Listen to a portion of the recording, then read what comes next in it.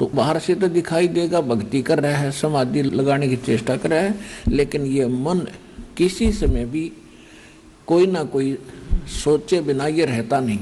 अब इसके लिए कहा कि तू काम भी कर, भक्ति भी कर, इस कर्म इंद्रियों को लगाए रख, काम भी कर और भक्ति भी कर।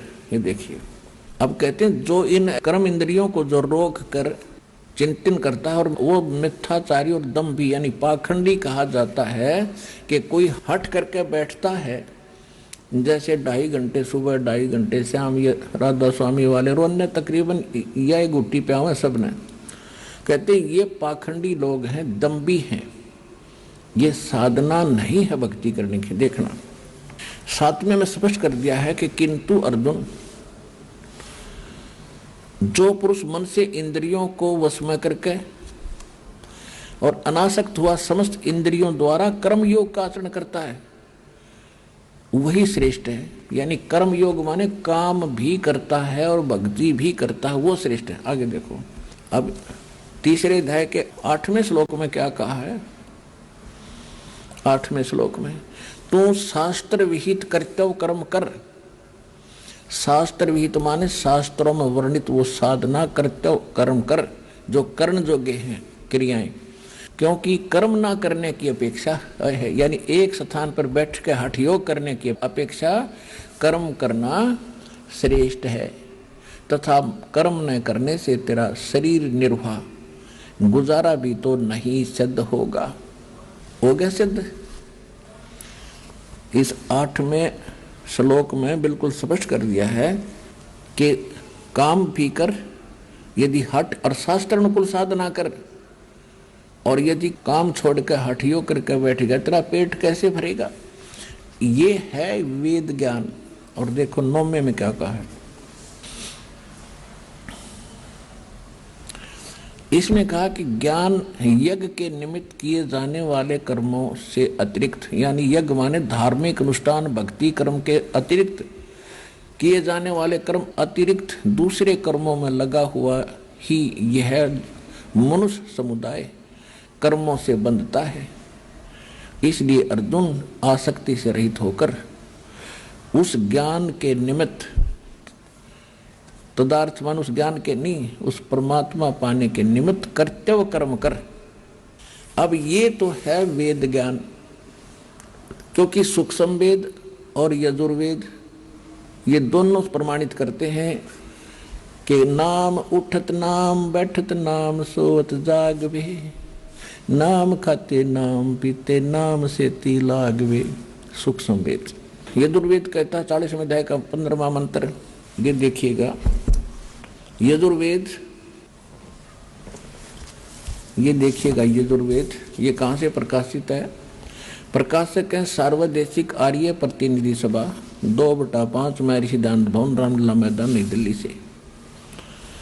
और यजुर्वेद आर्य भाषा भाषा महर्षि द्वान सरस्वती द्वारा इसका अनुवाद किया गया है, और ये यहाँ से मुद्रित है। अब हम इसके 40वें अध्याय में चलते हैं। ये 40वां इसका अंतिम अध्याय है, और ये लास्ट के ही मंत्र चल रहे हैं इसके अंदर। देखिएगा, ये है यजुर्वेद और 4400 यानी 40वां अध्याय 4400, और इसका मंत्र नंबर 15। हम संस्कृत भी पढ़ लेंगे जोड़ जाड़ का, हिंदी तो आवे अपन, यह देवनागरी लिपि है। वायुर अनिलम अमृतम अथिदम अथेदम भस्मांतम शरीरम, ओम कर्तो समर किलबे समर और कर्तुम समर है 15वां श्लोक। इसका क्या अर्थ है। वायु अनिलम अमृतम अथ इदम भस्मांतम शरीरम, भस्मांतम शरीरम। इसका अर्थ है कि जब तक तेरा शरीर का नाश हो तब तक, अनल माने होती है वायु, इस वायु यानी श्वास के द्वारा सेवन करना होता ओम का। तो इसमें क्या बताया है कि ओम कर्तु समर किलबे समर, नीचे देखिएगा, ओम कर्तो समर किलबे समर और कर्तुम समर। अब देख इस अज्ञानी दयानंद का अनुवाद दिखाऊंगा, क्योंकि इनको कोई ज्ञान नहीं था। ये सिर्फ संस्कृत भाषा अवश्य जानते थे, तत्व ज्ञान इनके पास था नहीं, जिस कारण से इन्होंने जहां इनकी बुद्धि ने काम नहीं किया उड़ंगा कर दिया। अब इसका सीधा अर्थ है कि ओम करतु समर, ओम का जाप काम करते करते सिमरण कर। अब इसके अनुवाद से आपको और आसानी से सिद्ध होगा कि यो भी कोशिश कर रहा है, अर्थ तो ठीक करने की चेष्टा कर रहा है, लेकिन विचलित होने के कारण ये निष्कर्ष नहीं दे पा रहा। देखिएगा, ये इनका अनुवाद है दयानंद जी का। कर्तो माने कर्म करने वाले जीव तू शरीर छूटते समय, ये ओम लिखा है, ये ओम लिखा है। इसने जैसे ये कर्तु है, कर्तु का अर्थ कर दिया कर्म करने वाले जीव, बिल्कुल ठीक है। और ओम का भी यहाँ अर्थ लिखना था, ओम ही लिखना था। ओम माने ओम को, समर माने समण कर, कल्बे माने अपने सामर्थ्य के लिए परमात्मा और उनके अपने स्वरूप का स्मरण माने स्मरण कर, कर्तव्य माने अपने किए का स्मरण कर। वायु माने धनजा दिवायु, अनल माने कारण रूप वायु को, कारण रूप वायु, अमृतम अविनाशी कारण को धारण करता अथ, इसके अनंतर इदम इस शरीर नष्ट, शरीरम नष्ट होने वाला, सुखादि का आश्रय शरीर, भस्मांतम अंत में भस्म होने वाला। तो ऐसा जान, कोई अर्थ है इसका, कोई सिर पैर है इसके अर्थ का? इसका सीधा सा अर्थ है कर्तो माने काम करने वाले। यहाँ लिखा है ओम करतो समर, काम करते करते समण कर। और किलबे, किलबे माने किलबलाहट, एक विशेष कसक के साथ, तड़फ के साथ उस नाम का जाप करे। और कर्तव्य माने अपने मूल मनुष्य जीवन का मूल कर्तव्य जानकर ओम का जाप करे। तो इसको अंतिम सांस तक, शरीर छूटते तक, जब तेरा शरीर नाश हो तब तक इसका सेवन कर। तो ये वेद ज्ञान है। और गीता अध्याय नंबर 8 के श्लोक नंबर 13 में कहा है, ये देखिएगा, श्रीमद् भगवत गीता उठा ली हमने, पवित्र वेद रख दिए। अब इसके 8वें अध्याय का 13वां श्लोक आपको दिखाते हैं। ये देखिएगा, अध्याय नंबर 8 का श्रीमद् भगवत गीता और श्लोक नंबर 13। हम संस्कृत पढ़ेंगे, परमात्मा ने योग्य कर दिए। ओम इति एकाक्षरम ब्रह्म व्यवहारन माम अनुसमरन ये प्रयाति तजंदेहम स याति परमाम गतिम। इनका अनुवाद यहाँ से शुरू होता है। इन्होंने दोनों का इकट्ठा कर दिया, 12 और 13 का, ये बल्कि अलग अलग होना चाहिए था। यहाँ से शुरू होता, जो पुरुष ओम माने ओम, ओम माने ओम, इस एक अक्षर रूप इति एकाक्षरम, अक्षर रूप ब्रह्म को उच्चारण करता हुआ उसके अर्थ स्वरूप माम मुझ निर्गुण ब्रह्म का चिंतन करता हुआ शरीर को त्याग कर जाता है, वह पुरुष परम गति को प्राप्त होता है। ये अनुवाद इन्होंने ठीक नहीं करना है, पर थोड़ा बहुत मिला दिया, मिलता जुलता सा है। देखिएगा, अब देखिएगा, हम अपने हिसाब से करेंगे इसको। अब 13वां मंत्र है 8वें अध्याय का 13वां श्लोक। ओम माने ओम, इति माने यह, एकाक्षरम, ओम इति यानी यह, केवल यही। एकाक्षर माने एक अक्षर, ओम यही। ब्रह्म व्यवहारण माम अनुसमरण, माम ब्रह्म, मुझ ब्रह्म का उच्चारण करके सिमरण करता हुआ, ये प्रयाति तजंदेहम, जो शरीर त्याग कर जाता है, सयाति परमाम गति, वह परम गति यानी ओम के जाप से मिलने वाली परम गति को प्राप्त होता है। जो शरीर त्यागते समय तक भस्मांतम शरीरम, यजुर्वेद अध्याय नंबर 40 के श्लोक नंबर 15 वाला ये ज्यों का तो है, यही परमात्मा की सूक्ष्म वेद में है। राम नाम रटते रहो, राम नाम रटते रहो, जब तक घट में प्राणे, कभू तो दीन दयाल के भनक पड़ेगी कान। यानी अंतिम सांस तक राम का नाम जपते रहो। अब कौन से राम का? गीता अध्याय नंबर 18 के श्लोक 62 में, गीता अध्याय नंबर 15 के श्लोक 4 में गीता ज्ञानदाता कहता है कि अर्जुन तू सर्वभाव से उस परमेश्वर की शरण में जा, उसकी कृपा से तू परम शांति को और शाश्वतम स्थानम यानी उस अमर लोक को प्राप्त होगा।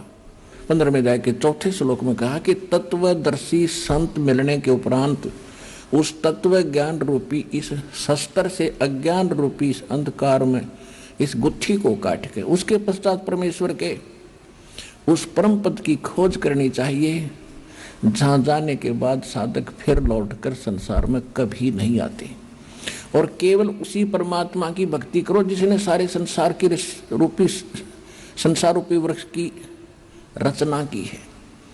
अपनी भी साधना करने को नहीं कह रहा। यदि तूने उस स्थान को पाना है, अमरलोक को पाना है, सतलोक को पाना है और जन्म मरण का ये झंझट छुटवाना है, तो तत्वदर्शी संतों की खोज कर और उसी भगवान की भक्ति कर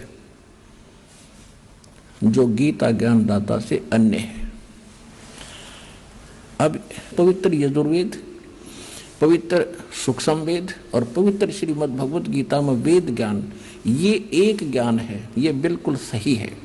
अब ओम नाम से क्या प्राप्ति होती है? ब्रह्मलोक। इससे पहले थोड़ा सा आपको देवी पुराण दिखाऊंगा। पुण्यात्माओं, आप जी ने बहुत दिन सुन लिए राम कृष्ण और सुदामा की कथाएं। वो तो अच्छी बात है, एक धार्मिक व्यक्तियों को कोई ना कोई सहारा चाहिए था, हम उसमें लगे रहे। लेकिन अब जब बच्चे सियाने हो जाएं तो वो बच्चे जो स्कूल में पढ़ते हैं वो आजीवन पहली का कायदा नहीं पढ़ना चाहिए उन्होंने। अगर सफलता पानी है तो आगे की क्लासेज भी अटेंड करनी पड़ेंगी। तो वो सतलोक आश्रम बरवाला में उसे आगे की पढ़ाई पढ़ाई जाती है, वो सुनिएगा। अब ओम नाम किसका है? ओम नाम से क्या प्राप्ति होती है ये देखिएगा। श्रीमद् देवी भागवत यानी श्री देवी पुराण गीता प्रेस गोरखपुर से प्रकाशित है। श्रीमद् देवी भागवत सचित्र मोटा टाइप, संक्षिप्त केवल हिंदी, संपादक हनुमान प्रसाद पोदार, चमनलाल गोस्वामी, और ये यहाँ से प्रकाशित है। इसके मुद्रक और प्रकाशक हैं गीता प्रेस गोरखपुर। इसके 562 पृष्ठ पर आपको ले चलते हैं। उसमें क्या वर्णन है कि देवी यानी दुर्गा जी हिमालय राजा को ज्ञान बता रही है और वो कह रही है कि आप मेरी भक्ति भी छोड़ दो, केवल ब्रह्म की पूजा करो। ब्रह्म की, उसका ओम नाम है। ओम नाम का जाप ब्रह्म पाने का उद्देश्य करके करोगे तो आप ब्रह्म लोक में चले जाओगे, ब्रह्म के पास जो ब्रह्म लोक में रहता है। देखिएगा, ये है 562 पृष्ठ, संक्षिप्त देवी भागवत। हम नीचे आते हैं। देवी के द्वारा हिमालय को ज्ञानो उपदेश, ब्रह्म स्वरूप का वर्णन। श्री देवी जी कहने लगी, पर्वतराज, ये तो पहले अपने विषय बताती है, फिर कहती है उस ब्रह्म का क्या स्वरूप है यह बतलाया जाता है, जो प्रकाश स्वरूप सबके अत्यंत समीप स्थित हृदय रूप गुहा में स्थित होने के कारण गुहाचर नाम से प्रसिद्ध और महान पद अर्थात परम प्राप्य है। वह है समस्त प्रजा के ज्ञान से परे है, उसने किसी भी प्रजा को उसका ज्ञान नहीं है, अर्थात किसी की बुद्धि में आने वाला नहीं, यह तुम जानो। जो परम प्रकाश रूप, जो सूक्ष्म से भी अत्यंत सूक्ष्म है, जिसमें संपूर्ण लोक और उन लोकों में निवास करने वाले प्राणी स्थित हैं, वही ये अक्षर ब्रह्म है। अब पुण्यात्मा इस परमात्मा के द्वारा दिए गए सूक्ष्म वेद रूपी पैमाने से आप इन सभी देवी और देवताओं के ज्ञान के सतर से परिचित हो जाओगे। अब ये देवी जी ब्रह्म को कहीं अक्षर ब्रह्म कह रही है, कहीं परम अक्षर कह रही है देखो, और फिर गीता से प्रमाणित करेंगे आपको कि सरपुरुष अलग है, अक्षर पुरुष अलग है, और परम अक्षर पुरुष वो सुप्रीम पावर है। यहां देखिए, वही अक्षर ब्रह्म है। देवी जी कह रही है, ब्रह्म को कह रही है, ब्रह्म ही अक्षर ब्रह्म है। वही सबके प्राण है, वही सबकी वाणी है, और वही सबके मन है। वह यह परम सत्य और अमृत अविनाशी तत्व है सौम्य। उस वेदने योग्य लक्ष्य को तुम वेधन करो, मन लगा कर उसमें तन में हो जाओ। अब हम ज्यादा ना करें, यहाँ के क्या करिए, अक्षर रूप ब्रह्म को लक्ष्य बनाकर वेदन करो। प्रणव यानी ओम तो धनुष है, जीवात्मा बाण है, ब्रह्म, और ब्रह्म को उसका लक्ष्य कहा जाता है। यानी जीवात्मा ओम का जाप करे, ब्रह्म पाने का उद्देश्य रखे। अब यहां कहती है उस एकमात्र परमात्मा को यानी ब्रह्म को जाने, दूसरी सब बातों को छोड़ दे। अपनी पूजा को भी कह रही है, मेरी भी पूजा छोड़ दे तू। यही अमृत रूप परमात्मा के पास पहुंचाने वाला पुल है। संसार समुद्र से पार होकर अमृत स्वरूप परमात्मा को प्राप्त कराने का यह सुलभ साधन है। इस आत्मा का, परमात्मा का ओम के जप के साथ ध्यान करो। इससे अज्ञान अंधकार से सर्वथा परे और संसार समुद्र से उस पार जो ब्रह्म है उसको पा जाओगे, तुम्हारा कल्याण। ओम का जाप कर ब्रह्म प्राप्ति हो जाएगी। और वो कहाँ रहता है ब्रह्म? वह है, आप 563 पर पढ़ रहे हैं, वह है यह सबका आत्मा ब्रह्म, ब्रह्मलोक रूप दिव्य आकाश में स्थित है, ब्रह्मलोक में रहता है। ठीक। अब श्रीमद देवी भागवत में देवी जी ने स्वयं बता दिया, ओम का जाप कर, ये ब्रह्म का मंत्र है, इसके जाप से ब्रह्म प्राप्ति हो जाएगी, वो ब्रह्म लोक में चला जाएगा, वो वहां रहता है। अब गीता अध्याय नंबर 8 के श्लोक नंबर 16 में कहा है कि ब्रह्म लोक में गए हुए प्राणी भी जन्म मृत्यु के अंदर है। देखिएगा, ये है श्रीमद् भगवत गीता, हमने अब उठा ली, श्री देवी पुराण रख दी। ये 8वां अध्याय,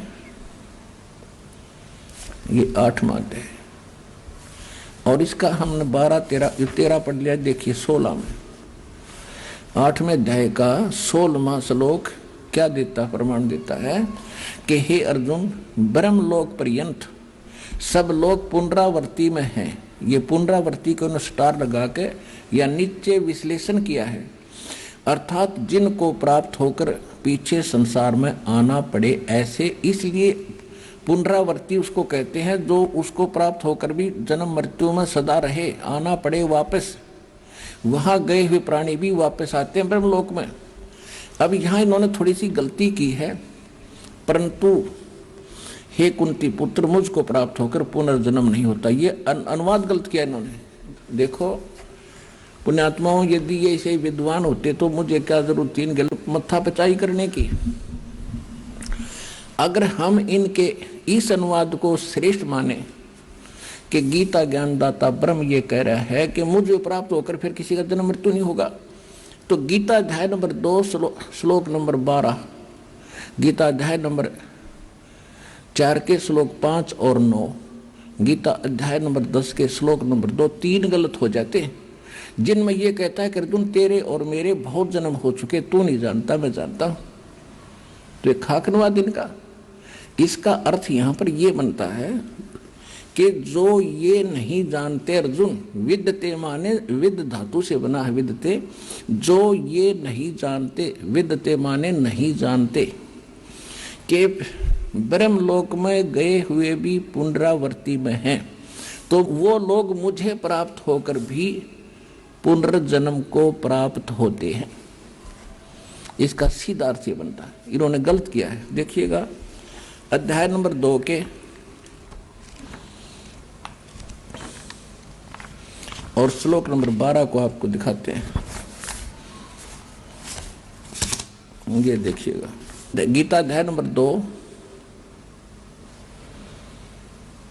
और श्लोक नंबर ये 12, इसमें कहा कि अर्जुन न तो ऐसा है कि मैं किसी काल में नहीं था, अथवा तू नहीं था, अथवा ये राजा लोग नहीं थे, और न ही ऐसा है कि इससे नहीं ऐसा है कि इससे आगे हम सब नहीं रहेंगे। यानी तेरी मेरी, तू और मैं पहले भी जन्मे थे, आगे भी जन्मते रहेंगे। फिर देखिए अब चौथे अध्याय के 5 और 9 में, ये है श्रीमद् भगवत, ये है चौथा अध्याय और श्रीमद् भगवत गीता, श्रीमद् भगवत गीता और अध्याय चौथे अध्याय का 5वां श्लोक। अब यहां इसका अनुवाद है, हे प्रणतम अर्जुन, मेरे और तेरे बहुत से जन्म हो चुके हैं, उन सबको तू नहीं जानता किंतु मैं जानता हूं।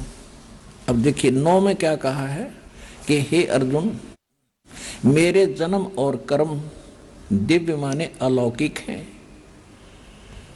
इस प्रकार जो मनुष्य तत्व से जान लेता है वह शरीर को त्याग कर फिर जन्म को प्राप्त नहीं होता और मुझे ही प्राप्त होता है। अब यू क्या कहता है कि जो इसका सीधा सा अर्थ है कि अर्जुन, तेरे और मेरे बहुत जन्म हो चुके हैं और मेरे जन्म और कर्म अलौकिक हैं, यानी और जो इनको नहीं जानता वो मुझे ही प्राप्त होता है, जो इस तत्व से परिचित नहीं है वो मुझे ही प्राप्त रहता है, और मेरे और तेरे जन्म मृत्यु बहुत होली है। सीधी सी बात है। अब 10वें अध्याय का दूसरा श्लोक कति कंसेप्ट क्लियर कर देगा।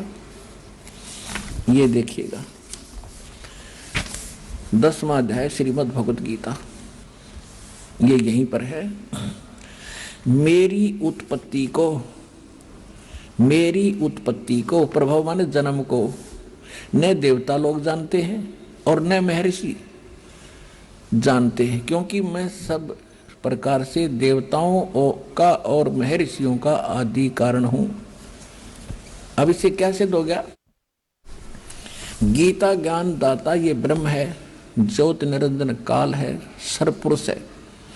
इसका जन्म परमात्मा कबीर जी से हुआ। एक अंडे में उसके वचन शक्ति से एक आत्मा उसमें प्रवेश हुई, तब ये परमात्मा के वचन से इसका जन्म हुआ। और इस ज्योति निरंजन से और दुर्गा से ब्रह्मा विष्णु महेश और सब अन्य प्राणियों की उत्पत्ति हुई। तो ये कह रहा है कि मेरे जन्म को न देवता जानते, ब्रह्मा विष्णु महेश, न ये ऋषि जान सकते, क्योंकि ये मेरे से जन्मे हैं। तो जैसे पिता की डेट ऑफ बर्थ संतान नहीं जानते, पिता के जन्म को संतान नहीं जान सकती, दादा बता सकता है। तो सबके जो दादाजी, सबके जनक कबीर परमेश्वर जी ने आकर हमें बताया है इसके जन्म को, और जो आज दास ने आपके सामने खोला है।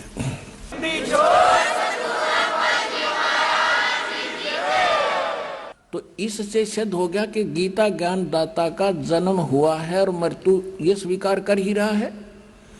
तो गीता अध्याय नंबर 8 के श्लोक नंबर 16 में ये अनुवाद इन्होंने जो किया है वो बिल्कुल गलत किया है कि मुझे प्राप्त होकर फिर पुनर्जन्म नहीं होता और ब्रह्मलोक में गए हुए सबकी पुनरावृत्ति होती है। तो देवी भागवत में गीता पुराण उस देवी ने स्पष्ट कर ही दिया है कि ओम नाम का जाप कर ब्रह्म पाने का उद्देश्य रख, उसको पा जाओगे, तुम्हारा कल्याण हो, और वो ब्रह्मलोक में रहता है बस। तो ब्रह्म का जाप ओम मंत्र है, ब्रह्मलोक प्राप्ति है। गीता अध्याय नंबर 8 के श्लोक नंबर 16 ने स्पष्ट भी कर दिया है। देखिए गीता अध्याय नंबर 8 के श्लोक नंबर 16 में ये स्पष्ट हो गया है कि ब्रह्मलोक पर्यंत, ब्रह्मलोक तक गए हुए सब लोग पुनरावृत्ति में हैं, उनकी जन्म मृत्यु होती है। पुनरावृत्ति माने जिनको प्राप्त होकर पीछे संसार में आना पड़े, ऐसे उनको पुनरावृत्ति कहा है। यहाँ कहा है ना, परंतु हे कौंती पुत्र, मुझको प्राप्त होकर पुनर्जन्म नहीं होता, ये गलत है। इसको देखिएगा, ये 16वां श्लोक संस्कृत देखें।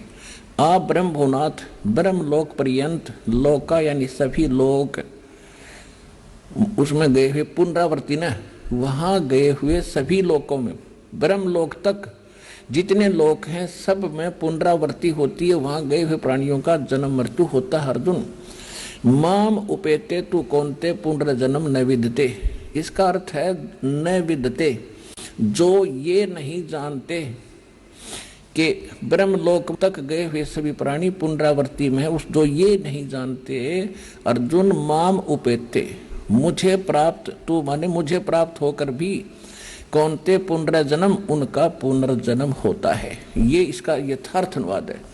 इनके अनुवाद को यदि माने कि मुझे प्राप्त होकर पुनर्जन्म नहीं होते, तो ये 3 गीता जी के 3 श्लोक रिजेक्ट हो जाते हैं।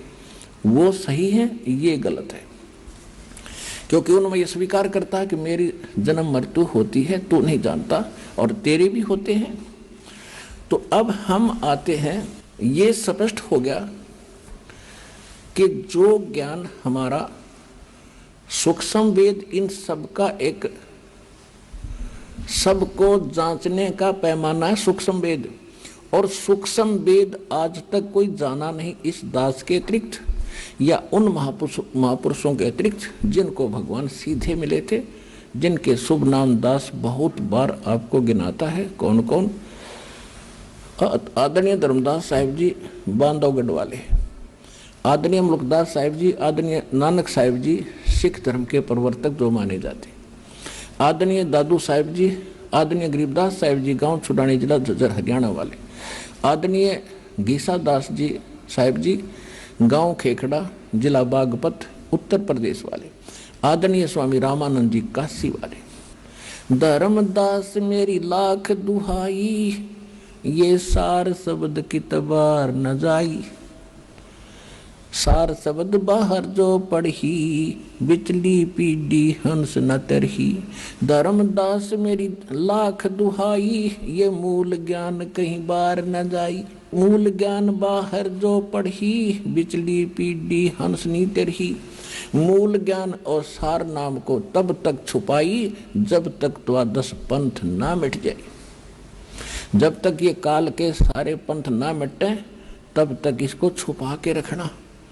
और बिचली पीढ़ी, यदि ये पहले सार्वजनिक हो गया तो मेरा दास आवेगा, वो कैसे भिन्नता बताएगा। तो सभी महापुरुषों को, नानक साहिब जी को भी यही कह दिया था कि इसको, इस मंत्र को भी किसी को मत बताना। अब ये तो स्पष्ट हुआ, ये प्रमाणित हुआ कि सूक्ष्म वेद वो तो कंप्लीट स्पिरिचुअल नॉलेज है। ये देखिएगा श्रीमद् भगवत गीता अध्याय नंबर 4 का श्लोक नंबर 32, इसको भी थोड़ा निर्णय करेंगे आज इसका। चौथे अध्याय का 34वां श्लोक, ये देखिएगा यजुर्वेद अध्याय नंबर 4 का और श्लोक नंबर 32। इसमें क्या लिखा है? एवं बहुविधा यज्ञा वितता ब्रह्मणे मुखे, यो ब्रह्मणे मुखे, यहां गड़बड़ कर रखी इन्होंने अनुवाद में। कर्मजान विदितान सर्वान एवं ज्ञात्वा विमोक्षसे, इन्होंने अनुवाद कैसा किया है कि इस प्रकार और भी बहुत तरह के, यानी ये पहले जो बताए हैं 25 से लेकर, ये 25 से लेकर 30 तक का जो ज्ञान पहले बताया इसने, ये चौथे अध्याय का चौथा अध्याय और 25वें श्लोक से इन्हें शुरू किया है कि दूसरे अपने माने कुछ दूसरे योगीजन देवताओं के पूजन रूपी यज्ञ माने धार्मिक अनुष्ठान, धार्मिक कार्यों का अनुष्ठान बलि भारती अनुष्ठान किया करते हैं। कुछ तो देवताओं की पूजा करते हैं और कुछ ब्रह्म अग्नि, ये परब्रह्म नहीं ब्रह्म की पूजा करते हैं, और कुछ आत्म यानी अपने आत्मचिंतन ही करते रहते हैं, और कुछ कान आदि इंद्रियों को रोक राख के संयम करके हठ योग करते हैं, कुछ हवन किया करते हैं, कुछ वैसे ही का सब शरीर में शब्द सुनते रहते हैं। और 27 में फिर कहा है कि दूसरे योगी जन इंद्रियों की संपूर्ण क्रियाओं को और प्राणों की समस्त क्रियाओं को ज्ञान से प्रकाशित आत्म संयम योग में अग्नि में हवन किया करते हैं। यानी कुछ ऐसे कहते हैं कि बस आंख बंद करके बैठ जा और सांस बाहर आओ उस पर ध्यान रख, अंदर जाओ उस पर ध्यान रख। ये उनकी साधना है। सांस पर ना ध्यान करेगा तब भी आ जा रहा है। सांस को तो सिमरण करना है उस मंत्र के साथ। तो यहां देखो 28 में क्या कहा है कि कुछ कई प्रकार के द्रव्य संबंधी यज्ञ करते हैं, जैसे भंडारे कर दिए, कांबड़ बांट दिए। कुछ तपस्या करते हैं, होठ योग करते हैं, और कुछ योग करते हैं, केवल योग अभ्यास। जैसे कुछ ये देखो टीवी का ऊपर न पैर कर लिए, तले न सर घनी देर तक खड़े रहे, कोई पेट न घुमा घुमा कति इससे काम लागे रहे, कुछ इससे भक्ति समझते हैं। अब आगे देखो चौथे अध्याय में हम 28वां पढ़ रहे हैं। यहाँ से योग रूप करते हैं, और कुछ अहिंसावादी तीक्ष्ण व्रतों से युक्त यत्नशील पुरुष स्वाध्याय रूप ज्ञान यज्ञ करते हैं। कुछ तो अहिंसावादी तीक्ष्ण व्रत, जैसे मुंह पर पट्टी बांध के नंगे पैरों घूमना, सूर्यास्त होने के बाद खाना नहीं खाना, इस तरह की ये जो करते हैं, कुछ तो ऐसा करते हैं। और कुछ स्वाध्याय करते हैं, गीता का पाठ कर लिया, वेदों के कुछ मंत्र पढ़ लिए, जप जी का जाप कर लिया। कहती सभी के सभी अपने और दूसरे कितने योगी जन अपान प्राण वायु को हवन करते हैं, यानी प्राण ये योगिक क्रिया करते हैं प्राणायाम आदि करके, और अपने आप को रिलैक्स महसूस कराते हैं। बस यही भक्ति है। तो ये प्राण वायु में अपान वायु को हवन करते हैं। और अन्य कितने ही नियमित आहार यानी अल्पाहार करते हैं। एक बार खाना खा लिया, सारा दिन में एक रोटी या केवल दूध पी लिया। प्राणायाम पुरुष प्राण और अपान की गति को रोककर प्राणों को प्राणों में ही हवन किया करते हैं, यानी सांस मद को देखते रहते हैं। और ये सभी साधक यज्ञों द्वारा पापों का नाश कर देने वाले, यज्ञों को जानने वाले हैं। इसका अर्थ ये है कि ये सभी जो क्रिया कर रहे हैं ये अपनी साधना को पाप नाशक जानते हैं, इसलिए कर रहे हैं। जब इनको पता चल जाएगा तो डरे ढोरे हो तो कौन करेगा इनको। कोई भी जो साधना कर रहा है उसको सही मान रहा है तभी तो कर रहा है। अब आपको पता चला, आपने त्याग दी तुरंत, नहीं तो पहले आप इसी ने फाइनल मान रहे थे जैसी भी साधना कर रहे थे। इसका ये अर्थ है। अब 32वें श्लोक पर आते हैं हम, चौथे अध्याय के 32वें श्लोक। देखिएगा अध्याय नंबर 4 का अब श्लोक नंबर 32। इसमें कहा है कि इस प्रकार, इनका अनुवाद पढ़ते हैं, इस प्रकार और भी बहुत तरह के यज्ञ इन्होंने यहां गड़बड़ कर दी। ब्रह्मणे मुखे का अर्थ कर दिया वेद की वाणी में, नहीं ये लिखना था सच्चिदानंद घन ब्रह्म की वाणी। मुख माने मुख कमल से जो बोलता है, ब्रह्मणे माने क्या है ये दिखा। अपना आत्मा गुरु बिन काहू न पाया ज्ञाना, जो थोथा भूस छड़े मूड किसाना। गुरु बिन वेद पढ़े जो प्राणी, समझन सारे रहे अज्ञानी। ये सारे अज्ञानी थे, किसी को भी कख पता नहीं था अध्यात्म मार्ग का। और बने बैठे थे महर्षि मुरलेश्वर आचार्य और शंकराचार्य। अपना जीवन नाश करा, हमारे पूर्वज डबो दिए, भूत बनवा दिए। अब ये दास बताएगा आपको ज्ञान। देखिएगा अध्याय नंबर 17 श्रीमद् भगवत गीता और 23वें श्लोक में ओए होए, ओम तत् सत इति निर्देशः ब्रह्मणे तिर्विधः समर्थः। तिर्विधः ब्राह्मणा तेन वेदा च यज्ञा च विहिता पुरा। 23 नंबर। इसमें अनुवाद सही किया इन्होंने। ओम ओम तत् तत् सत सत। तत् और सत का इन सपने में बिना पता लग गए। अब ये गूढ़ रहस्य हैं। आज का जो सत्संग है विशेष होगा आपके लिए। ये ओम तत् सत ये 3 मंत्र हैं। किसके, ये देखिएगा इन्हीं के शब्दों में। ऐसे ये त्रिविध है, 3 प्रकार का ब्रह्मणे माने सच्चिदानंद घन ब्रह्म का नाम कहा है। तो ब्रह्मणे माने सच्चिदानंद घन ब्रह्म, यानी परम अक्षर ब्रह्म, सच्चिदानंद घन ब्रह्म। ब्रह्मणे माने सच्चिदानंद घन ब्रह्म। अब देखिए, यानी गीता ज्ञान दाता से अन्य वो परम अक्षर ब्रह्म है।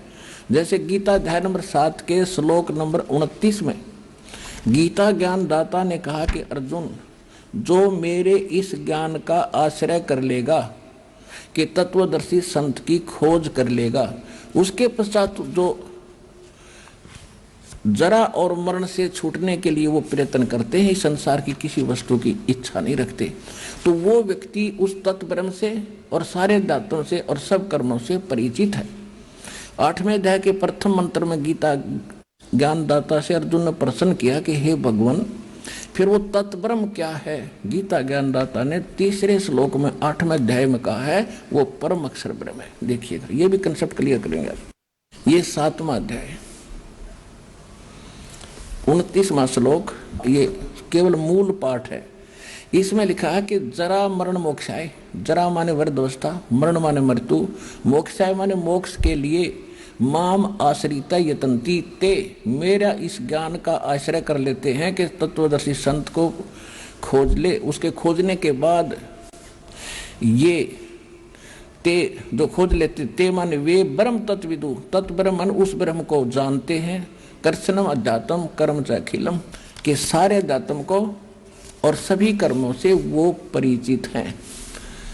अब इनका अनुवाद देखते हैं। जो मेरे शरण होकर जरा और मरण से छूटने के लिए यत्न करते हैं, ये जरा मान लिखना था, वृद्ध अवस्था का कहर, बुढ़ापे के दुख से और मृत्यु के दुख से छूटने के लिए जो प्रयत्न करते हैं, वे ते माने वो व्यक्ति, तत् ब्रह्म, तत् ब्रह्म, तत् माने उस, ब्रह्म माने ब्रह्म यानी काल को, संपूर्ण अध्यात्म को और तथा संपूर्ण कर्मों को जानते हैं।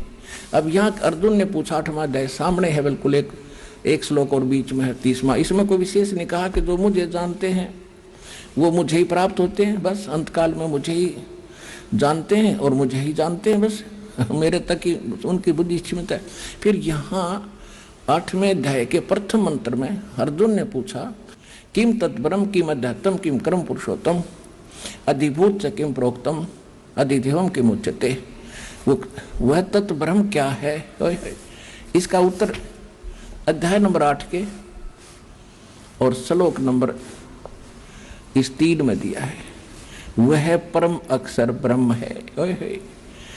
अक्षरम ब्रह्म परमम, परम अक्षर ब्रह्म है। अपुणात्माओं, आपकी PhD करवा दूंगा और अंगुलियां पर नोट करवा दूंगा सारे शास्त्रों के श्लोक मंत्र, चाहे ब्रह्मा जी और विष्णु आजी आपके सामने, चाहे शिव जी आजी हो, सबके ज्ञान में परास्त कर दोगे उनको।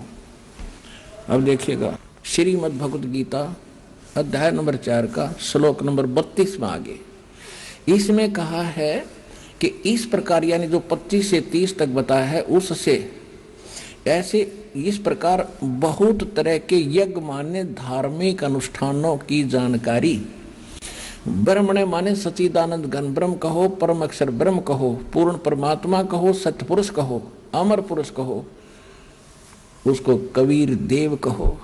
वो कबीर परमात्मा सह शरीर सतलोक से चलकर आता, ये वेद बताते हैं कि अपने मुख कमल से वो कवियों की तरह आचरण करता हुआ अपने तत्व ज्ञान का प्रचार करते हैं। वो तत्व ज्ञान है, वो सूक्ष्म वेद है, वो सच्चिदानंद घन ब्रह्म की वाणी है, वो कबीर वाणी है जो भगवान खुद बोलते हैं अपने मुख से। और इसमें मूल पाठ में संस्कृत भी स्पष्ट करती है, ब्रह्मणे मुखे, मुख माने मुंह, मुख, और ब्रह्मण माने सच्चिदानंद घन ब्रह्म यानी परम अक्षर ब्रह्म।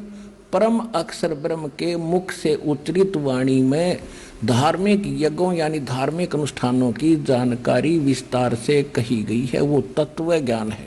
देखो अब चौथे अध्याय का 32वां श्लोक आपको 10 अनुवाद करके समझा रहा है। इस प्रकार और भी बहुत तरह के यज्ञ माने धार्मिक अनुष्ठान सच्चिदानंद घन ब्रह्म की वाणी में, परमेश्वर के मुख से उच्चरित वाणी में, कबीर वाणी में, उस तत्व ज्ञान में विस्तार से कहे गए हैं। उन सबको तू, ये कहता कर्म जान, मन इंद्री और शारीरिक क्रियाओं द्वारा संपन्न होने वाले जान। कर्म जान माने परमात्मा जो ज्ञान देगा सूक्ष्म वेद में, वो क्रियाएं काम करते करते करनी होती हैं। शारीरिक क्रियाओं को काम करते करते उसका सेवन और ध्यान भजन करना होता है। कर्म जान यानी मन, इंद्रियों और शारीरिक क्रियाओं द्वारा संपन्न होने वाले जान वो ऐसे होते हैं। इस प्रकार तत्व से जानकर उनके अनुष्ठान द्वारा कर्म बंधन से तू सर्वथा मुक्त हो जाएगा। अब ये स्पष्ट हो गया कि सूक्ष्म वेद वो है जो परमात्मा स्वयं आकर अपने मुख कमल से बोलता है। वेद भी यही बताते हैं कि वो परमात्मा सतलोक में रहता है, वहां से सह शरीर आता है गति करके और अच्छी आत्माओं को मिलते हैं, उनको ज्ञान से परिचित कराते हैं, यथार्थ ज्ञान, और कवियों की तरह आचरण करते हुए वो गूढ़ रहस्यों और गुप्त मंत्रों को आविष्कृत करते हैं। अब ये स्पष्ट हो गया। अब चौथे अध्याय के 34वें श्लोक में आपको बताते हैं। ये है गीता अध्याय नंबर 4 का और श्लोक नंबर 34। उस तत्व ज्ञान को जो परमात्मा स्वयं अपने मुख कमल से बोलते हैं वो ज्ञान तत्व ज्ञान है। उस ज्ञान को तत्वदर्शी ज्ञानियों के पास जाकर समझ उनको भली भांति दंडवत प्रणाम करने से, प्रणिपातेन, और उनकी सेवा करने से, कपट छोड़कर प्रसन्न करने से, सरलता पूर्वक प्रसन्न करने से वे परमात्म तत्व को जानने वाले तत्वदर्शनी, वह तत्वदर्शी संत, विद्वान, ज्ञानी माने विद्वान पुरुष तुझको तत्व ज्ञान का उपदेश करेंगे। अब वो तत्व ज्ञान है जो स्वयं परमात्मा अपने मुख कमल से बोलता है। वो कैसे आता है, ये थोड़ा सा ऋग्वेद को भी साथ लेंगे हम, देखिएगा। ऋग्वेद 9-10 मंडल ये इकट्ठे ही अनुवादित हैं। ये कहां से छपा है? प्रकाशक है सार्वदेशिक आर्य प्रतिनिधि सभा, महर्षि दान भवन, रामलीला मैदान, नई दिल्ली से, और ये यहां से छपा है। अब इसके हम थोड़े से श्लोक पढ़ेंगे, घना कंसेप्ट क्लियर हो जाएगा। ये है ऋग्वेद मंडल नंबर 9 सूक्त 86 मंत्र 26। इसमें क्या कहा है? इसमें ये कबीर शब्द है, ये कबीर लिखते हैं, हम कबीर बोलते हैं इसको। यज्ञ करने वाले यजमानों के लिए परमात्मा, यानी यज्ञ माने धार्मिक अनुष्ठान करने वाले यजमान माने भक्तों के लिए परमात्मा सब रास्तों को सुगम करता हुआ उनके विघ्नों यानी संकटों को मर्दन करता है, उनका नाश कर देता है और उनको पवित्र करता हुआ और अपने रूप को सरल करता हुआ वह कांति में यानी तेजो में शरीर वाले परमात्मा कबीर दे, ये कबीर शब्द है, कबीर, हम इसको कबीर बोल रहे हैं। वह को इन्होंने ये अपसर्ग लगा के ऐसा कर दिया, इसका अर्थ कर दिया सर्वज्ञ, कवि बना दिया और कवि का अर्थ कर दिया सर्वज्ञ। कोई कवि आज तक सर्वज्ञ हुआ है? इनकी अकल मारी जा रही। अब देखना, अब पहले ये निर्णय करते हैं कि जैसे ये यजुर्वेद है, ये देखो ये यजुर्वेद है और इसके अपसर्ग हटा के ये र यहाँ लगा दें 2 और वेद अलग कर दें और यजु लिख दें, और कहीं पर इस यजुर्वेद की महिमा हो और केवल यजु लिखा हो तो अनुवाद करता बुद्धिमान उसकी बुद्धि सलप नहीं करेगी, तो वहां करेगा यजुर्वेद लिखेगा। ऐसे ही जहां कबीर भी लिखा है इन्होंने अपसर्ग लगा के, तो इसके अनुवाद में लिखना पड़ेगा कबीर देव। हम उसने कबीर देव के बोल रहे हैं, कबीर देव, कबीर, हम वह को वह बोलते हैं, वेदों को हम वेद बोलते हैं। किसी का नाम धर्मवीर है तो हम उसको धर्मवीर बोलते हैं, किसी का नाम वेद प्रकाश है तो उसको वेद प्रकाश बोलते हैं। तो यहाँ सिर्फ एक भाषा के बोलने का अंतर है और भगवान का नाम वही है। इस यजुर्वेद से करते हैं स्पष्ट आपको, ये महर्षि दानंद का ही अनुवादित है। ये देखिएगा, ये है प्रकाशक वही सार्वदेशिक कार्य प्रतिनिधि सभा, ये सारा, और ये अनुवादक और ये प्रकाशक। अब इसके आते हैं हम 36वें अध्याय का प्रथम मंत्र। ये है 63वां अध्याय, 36वां अध्याय। और इसमें मूल पाठ के अंदर एक यजु शब्द है, ये यजु शब्द है।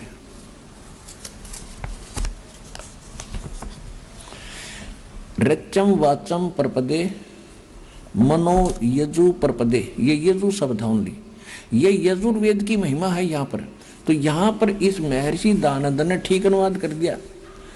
यहाँ देखो, ये इसी का अनुवाद है। ये लिखता है, वाणी की प्रेरणा को प्राप्त हो, मनन करने वाले अंतःकरण के तुल्य यजु माने यजुर्वेद को प्राप्त हो। तो यहाँ यजुर्वेद की महिमा थी, बेशक यजु लिखा था तो इन्होंने यजुर्वेद लिखना पड़ा। अगर यजु भी लिखा है तो ये अंडरस्टूड है कि उसको समझाने के लिए यजुर्वेद लिखना पड़ेगा कि यजुर्वेद के विषय में कहा जा रहा है। ठीक इसी प्रकार अब हम फिर आते हैं इस ऋग्वेद के ऊपर। ये वहीं से प्रकाशित, आपको ये यहाँ से, ये इसके प्रकाशक है वही जो, और ये यहाँ से ये प्रकाशित है। अब हम ऋग्वेद मंडल नंबर 9 सूक्त 86 का मंत्र 26 फिर पढ़ेंगे। ये देखो 26, यज्ञ करने वाले यजमान माने भक्तों के लिए, यज्ञ माने धार्मिक अनुष्ठान यानी भक्ति करने वाले भक्तों के लिए परमात्मा सब रास्तों को सुगम करता है हुआ उनके विघ्नों यानी संकटों का नाश करता है, मर्दन करता है और उनको पवित्र करता हुआ और अपने रूप को सरल करता हुआ। परमात्मा का वहाँ सतलोक में शरीर की शोभा इतनी है, एक रोम में, एक बाल में, रोमकूप में करोड़ सूर्य मिला दे, करोड़ चंद्रमा, इतना नूर है। और पूरी बॉडी का कितना हो गया, मनुष्य दृश्य है परमात्मा। तो अगर वो एज इट इज यहाँ आ जाता, हमारी आंखें बंद हो जाए, हम देख नहीं सकते। तो अपने उस रूप को हल्का तेज पुंज का सरल करके और सिंपल बना कर आते हैं। और यही गरीबदास जी कहते हैं, तेज पुंज तन दे धर के इस विध हमको भेंट ही, इस तरह हमें मिलते हैं वो। अब देखिएगा, अपने रूप को और सरल करता हुआ वह कांति में माने तेजों में शरीर वाले परमात्मा कबीर देव, यहाँ हम इसको करेंगे कबीर देव, कबीर साहब, ये कबीर परमात्मा, कबीर देव लिखेंगे हम इसको, नोट सर्वज्ञ। वो कबीर देव यानी कबीर साहब विद्युत के समान क्रीड़ा करता हुआ यानी बिजली जैसी गति से वर्णीय माने वर्णीय पुरुषों को प्राप्त होता है। वर्णीय माने अच्छी आत्माओं को, आदरणीय श्रेष्ठ आत्माओं को वो परमात्मा आकर मिलता है। और वो कहाँ रहता है, देखो यही ऋग्वेद मंडल नंबर 9 सूक्त 86 के मंत्र 27 में स्पष्ट है कि जो परमात्मा ध्रुवलोक के यानी सतलोक के तीसरे पृष्ठ पर विराजमान है, ओहो वहां बैठा है वो परमात्मा, साकार है। आगे देखो, अब दिखाते हैं इसी ऋग्वेद मंडल नंबर 9 सूक्त 82 का 82 का, ये देखिएगा ऋग्वेद मंडल नंबर 9 सूक्त 82 और मंत्र नंबर 1 यहाँ पर है। आइए अब हम उन श्रद्धालुओं के अनुभव जानते हैं जो जगत गुरु तत्वदर्शी संत रामपाल जी महाराज जी से दीक्षा प्राप्त कर चुके हैं तथा उनके द्वारा बताए गए भक्ति मार्ग पर चल रहे हैं। सर नमस्कार। नमस्कार सर। क्या नाम है आपका? रवि प्रकाश मोड़। रवि प्रकाश जी, कहाँ से आए आप? मैं उदयपुर राजस्थान से। सर संत रामपाल जी महाराज से नाम दीक्षा कब लिया आपने? 2013 जनवरी। सर संत रामपाल जी महाराज से नाम दीक्षा लेने से पहले आप क्या भक्ति साधना करते थे? सर जी ऐसा है कि मैं ब्राह्मण कुल से हूँ और बचपन से इससे अनेक देवी देवताओं की पूजा करता आ रहा था और अनेक देवी देवताओं की भक्ति की है मैंने। वैसे इसे स्पष्ट रूप से मैंने जो है ना स्वामी रामकृष्ण परमहंस को अपना पुराना गुरु मान रखा था और उन्हीं की ज़्यादा साधना देखा करता था, उन्हीं की पुस्तकें पढ़ा करता था। तो देवी उनको दर्शन देती थी, उसी हिसाब से मैं देवी का भगत था और देवी मेरे को भी दर्शन दिया करती थी साक्षात। तो उसी हिसाब से उसी भक्ति में लीन था। सर संत रामपाल जी महाराज से कैसे जुड़े आप? 2012 में मैं जब देवी की साधना कर रहा था तो मुझे अचानक ऐसा लगा कि मेरे को कोई ना कोई भगवान मिलने वाला है, जो कोई बहुत ही जबरदस्त है। इस प्रक्रिया के अंदर मेरा मन नहीं लग रहा था उस साधना को करने में।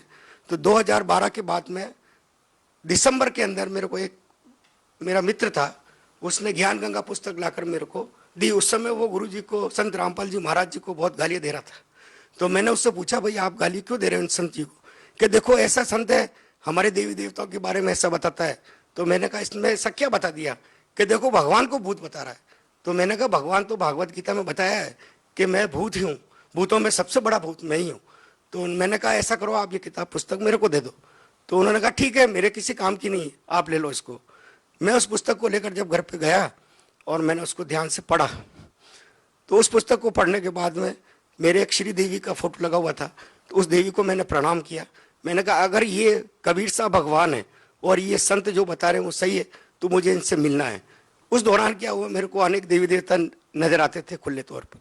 तो मेरे को लगा ये मेरे को रोकना चाहते हैं। तो जैसे ही मैं रात को सोने के लिए गया, तो बिस्तर पे जैसे मैं लेटा, थोड़ी देर बाद में स्वयं कबीर साहब आए लेने के लिए। तो मैंने देखा स्पष्ट रूप से। तो मैंने कहा ये कौन है? तो मैंने उनसे पूछा कि आप कौन है? कि अच्छा बेटा बताओ मैं कौन लग रहा हूँ आपको? मैंने कहा आप कोई भगवान ही लग रहे हैं। अरे मैं भगवान ही तो हूँ। मैंने बहुत ध्यान से देखा कबीर साहब के गोल्डन कलर के हेयर, सुनहरे बाल और रक्त वर्ण उनका, और वो जिह्वा से नहीं बोल रहे, ध्वनि से उनसे बात हो रही थी मेरी। तो मैंने उनसे थोड़ा प्रश्न पूछना चाहा। मैंने कहा उन्होंने मेरे को टोपी उतार के मेरे को बताया कि मेरे को ये 2 गुप्त मंत्र हैं, तत् और सत मेरे को दे दो। तो मैंने कहा परमात्मा, ये अगर आप परमात्मा है तो ये मेरे पास नहीं है, कि मेरे पास है। आप ऐसा करो बरवाला आ जाना।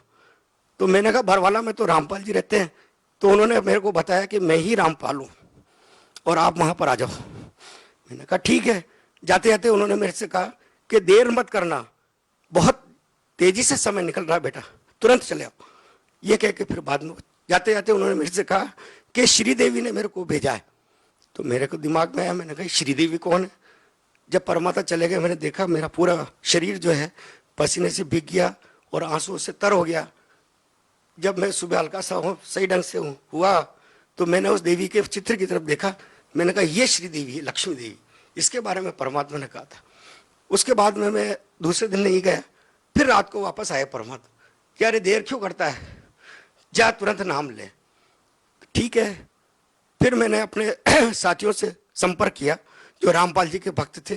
तो उन्होंने कहा हम सत्संग है अपने 10 तारीख को, सत्संग में चलेंगे। ठीक है, मैंने कहा सत्संग में चलेंगे। सत्संग में जब गए तो वहाँ जाके गुरुजी से आशीर्वाद लिया, संत रामपाल जी महाराज से।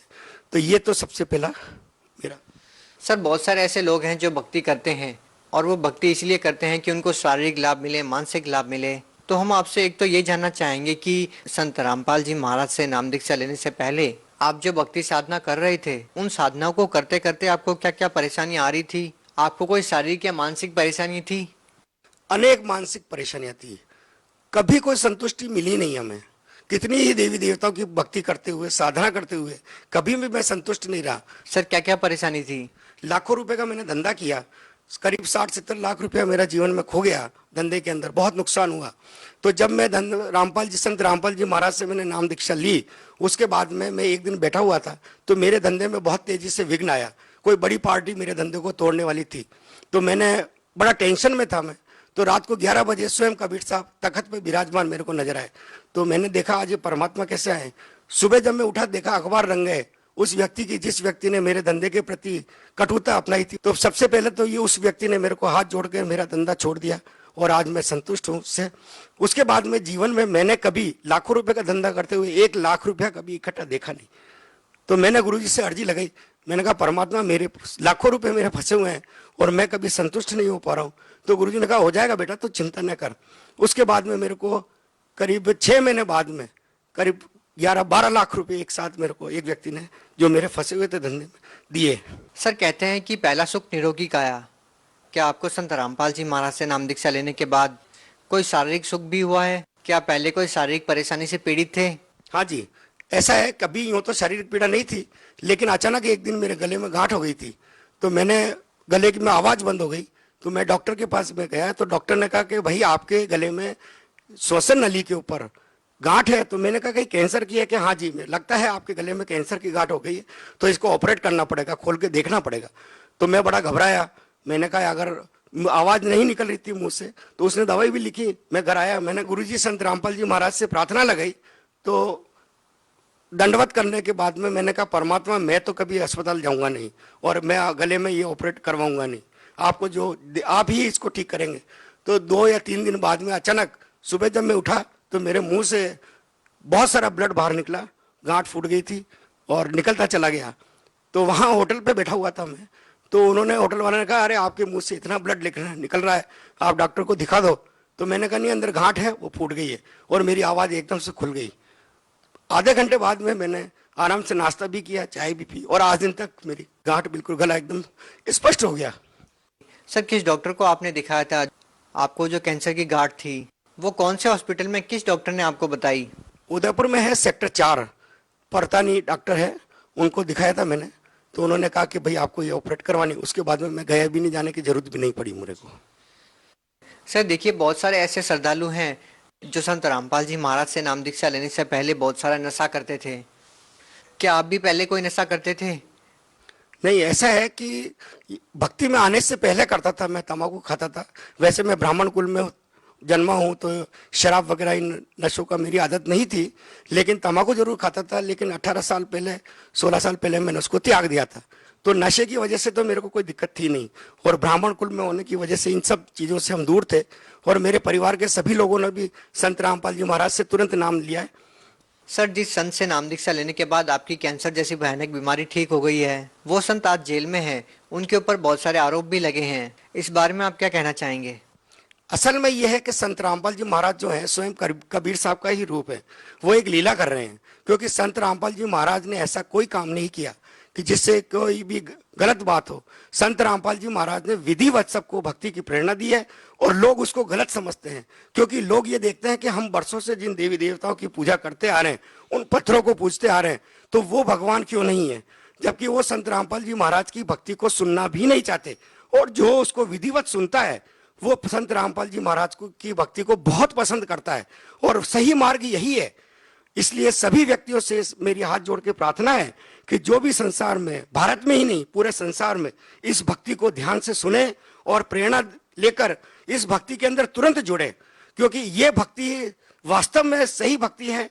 और इस संसार में सबसे बड़े भगवान कबीर साहब ही हैं, जो स्वयं संत रामपाल जी महाराज के रूप में आए हुए हैं। और मेरे से खुद बात की है कबीर साहब ने कि हम ही संत रामपाल जी महाराज हैं, और तुरंत चले आओ। जी धन्यवाद। सत साहिब जी।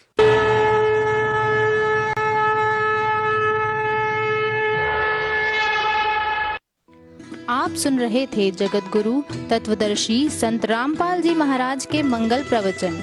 अधिक जानकारी के लिए संपर्क करें 8222-880-541, 8222-880-542, 8222-880-543, 8222-880-544।